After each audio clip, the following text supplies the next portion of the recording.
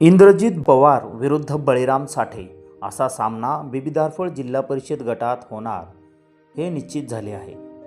जिल्हा परिषदेच्या निवडणुकीचा 50 वर्षापासूनचा अनुभव असणारे बळीराम साठे हे सोलापूर जिल्ह्यातील एकमेव व्यक्तिमत्व असतील यात शंका नाही। बिबिदारफळ जिल्हा परिषद गटात काका साठे यांची जमेची बाजू काय हे आपण पाहणार आहोत।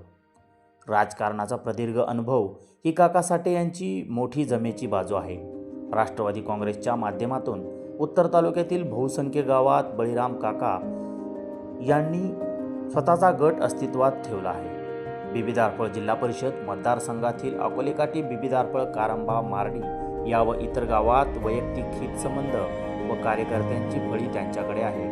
निवडणूक असो अथवा नसो, परंतु कार्यकर्त्यांच्या प्रत्येक सुखदुःखात पाठीशी असणे हा त्यांचा नित्यक्रम आहे। जिल्हा परिषदेवर स्वतः आणि पंचायत समितीवर बिबिदारफळ गणातील अकोलेकाठीतील उमेदवार या गावातून एकच उमेदवार असणे हीच काका साठेंची जमेची बाजू आहे।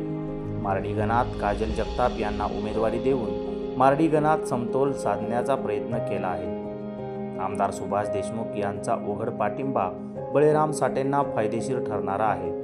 लोकमंगल परिवार काकासोबत ठाम उभारणार असल्याच्या देखील चर्चा आहे। वाडाळा गावासारखे विकसित मॉडेल हे काका साठे यांच्याकडे आहे। विद्यमान आमदार राजू खरे यांची मजबूत साथ त्यांना आहे। वयाची 85 वर्ष पूर्ण होऊन देखील कायम मैदानात राहण्याची त्यांची इच्छाशक्ती याची देखील लोकात भावनिकता आहे। ही झाली काका साठे यांची जमेची बाजू। तर आता बिबिदारफळ जिल्हा परिषद गटात काका साठे यांची पडती बाजू कोणती हे देखील पाहणे महत्त्वाचे ठरणार आहे।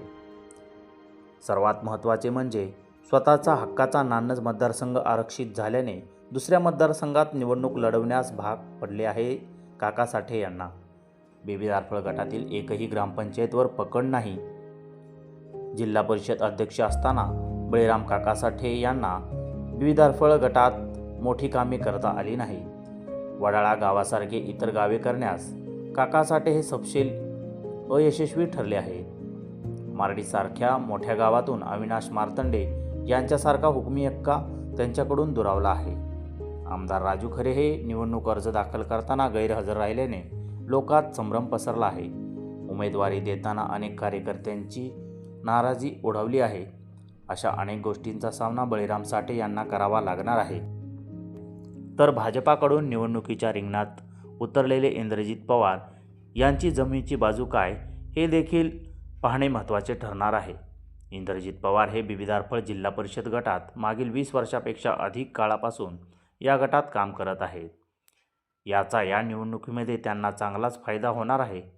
बिबिदारफळ गटातील युवकांची मोठी फळी ही इंद्रजित पवार यांच्या बाजूने असल्याचे त्यांच्या उमेदवारी अर्ज भरतानाच्या रॅलीवरून दिसून आले आहे। एक आश्वासक आणि आक्रमक चेहरा म्हणून तरुण पिढी त्यांच्याकडे पाहत आहे। तरुणांची भूमिका या निवडणुकीत महत्त्वाची ठरणार आहे।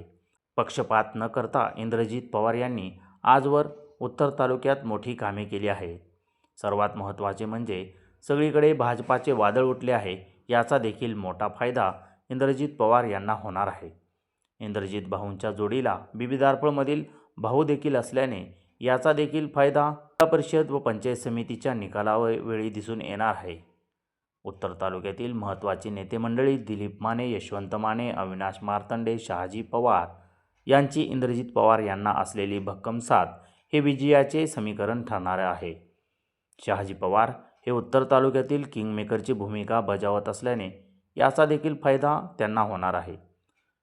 इंद्रजित पवार यांची पडती बाजू म्हणली तर बिबिदारफळ गणातील गावात त्यांना विशेष लक्ष द्यावे लागणार आहे। पाठीमागील विधानसभेच्या निवडणुकीत दिलीप मानेंचा आदेश कार्यकर्त्यांनी डावलला होता, त्यामुळे या गोष्टीकडेही त्यांना चांगलेच लक्ष द्यावे लागणार आहे।